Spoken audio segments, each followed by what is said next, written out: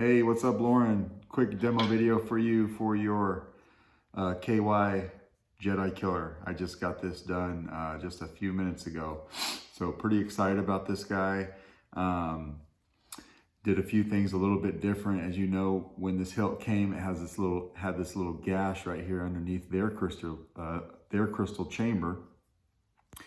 And I was racking my brain for the last couple days wondering what I was going to do with that. I didn't just want to cover it up because it's there, it's cool, it needed to be used. So I ended up modeling a chassis with a secondary crystal chamber. So you can see this is my crystal here, and then this is the crystal. They got I think it's a real quartz in there as well that came with it. So there was no getting that out of there. Usually on a crystal chamber, I'm able to take it out. I could put some pixels in it. I can do what I need to do and slide it back in. There was no getting to that guy. So my chassis was a little twofold. The top of the chassis holds the pixel to light this crystal up here. And then as you saw on some of the pictures on my page, the secondary crystal, just a chamber really to hold this crystal, and then the pixels are below. So this thing's pretty cool. It's got a double crystal chamber. I wired the both chambers in unison, and they act as their own separate pixel accent. So they're not going to be aligned with the blade. I did that on purpose so that you could have some different effects going on with your two crystals here than you do with the blade. So you do have CCSabers pixels in there that I ran in this guy. This does take a 1-inch diameter blade. One thing on this crystal too is you'll be able to see it when I light it up. Their quartz crystal that they've got in there, it's nice, but it's nice and see-through, you know, so the light just shines through it solid. On mine, when I do dark side sabers like this, I like to take the quartz and I bake them about 350 degrees for about 10 or 15 minutes, and then I take them out and I immediately dunk them in cold water. That induces that internal cracking that you're going to see a lot better when I light that guy up. So it's going to have a lot different feel than that top one up there. I mean, it's going to look ridiculous, right? But on the outside, it's still solid. I learned that from somebody. I don't remember who. But it's been quite a while ago. But something I like to do with my star killers and then these guys as well.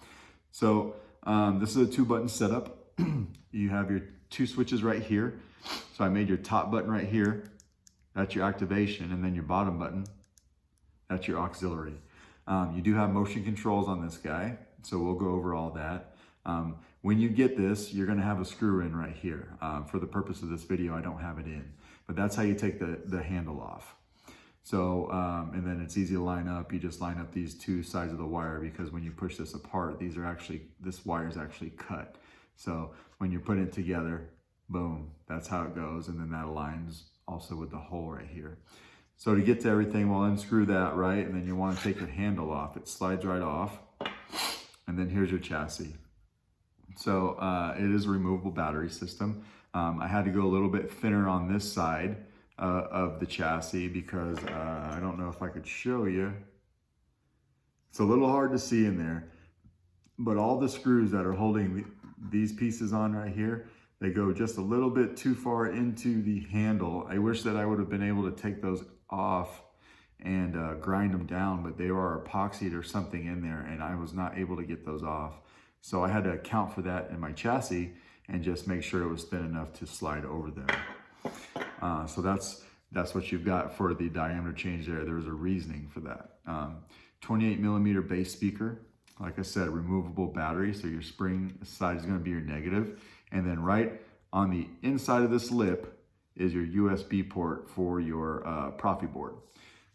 If you ever wanted to get to your board and change sound fonts or something, there is a set screw right here that came with a hilt, but I did have to grind it down just a bit so that this handle would slide over. But it's holding the chassis in place, and there is enough bite in there left to put an Allen key in there if you need to. So with all that being said, let's throw a battery in. We're going to go ahead and put the handle on so that you can hear what it sounds like and you get that nice sound resonance. I'm just going to be a little bit careful with it because, like I said, I don't have that screw that holds everything in place. So, top button, activation. And you see what's going on here? That top crystal shines through nice and solid, looks really good. And then you can see a stark difference on what I did with that guy, right? And then these two are acting differently than what your blade's gonna act like.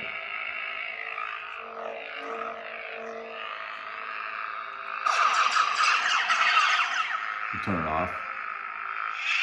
And of course you have motion controls on this too, so if you don't want to use the button, swing on, twist off. And then we use the auxiliary to switch sound fonts. It is the dark saber.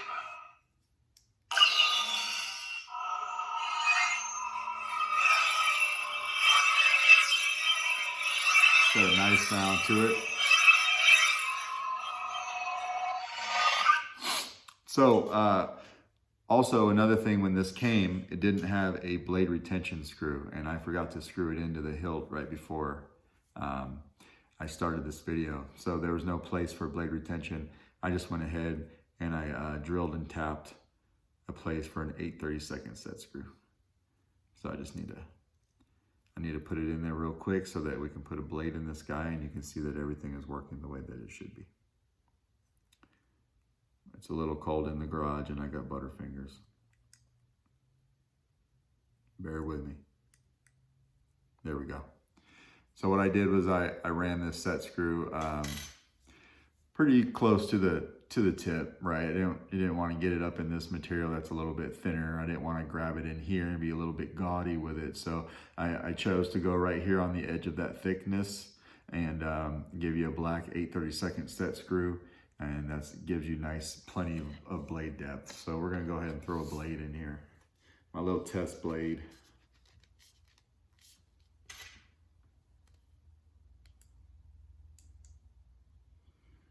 A little loose with my test blade, but I've sanded it a lot. So I'm guessing if you have any other kind of blade, it's gonna be just fine.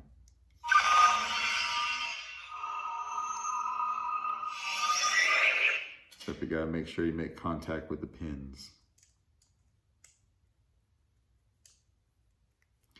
So we'll just go in a little further.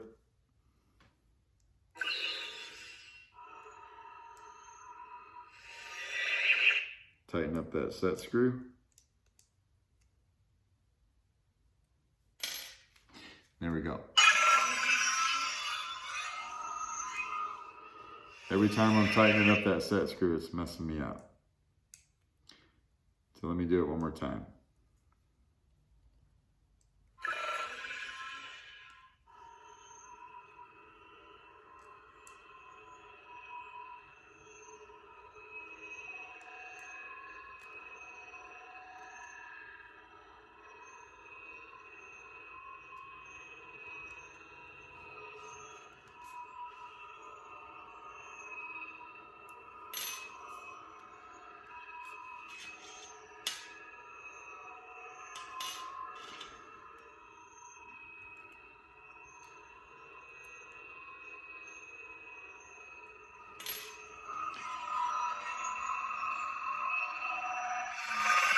I used to, so you can see that blade there, right? And then your crystals.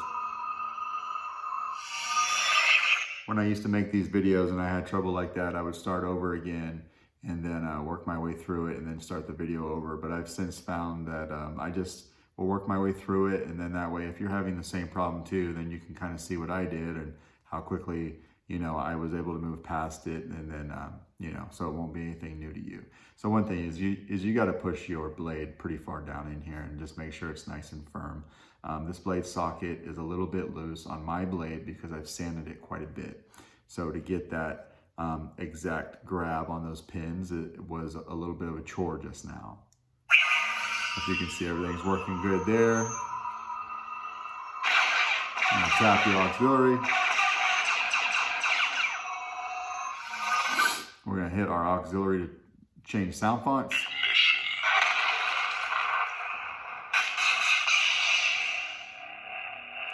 Gave you a nice pre-on effect there. Kept your crystals different from your blade.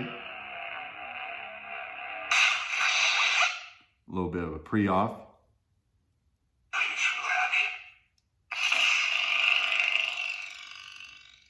This one's pretty sweet, right? Now, being that this one was a red blade and it was kind of sithy, like I did keep your crystals red as well, because I just thought on this one it looked pretty cool. So you have that one sound font in there where, you know, your crystals are going to match your blade. And then also on your stock sound fonts, I didn't mess with your stock sound fonts. So the crystals will match the blade on those as well. The final order will soon be ready. Fear the feeble attack, my faithful. Now you will stop the return of the Sith. I mean, that sound font's awesome. Looks cool. I thought this looked really awesome. So basically what I did there for the accents is I gave you a blue, it's a blue flame for the accents on that guy. And these will all match, right? Because now we're into your stock sound fonts. We'll just do a couple. Everything's matching there, right? Look at the difference in the two crystals again, right? So, as you can see, everything's working really nice on this guy. Remember about your blade. Surely you don't have a blade that's been sanded as much as mine, so you should be fine there.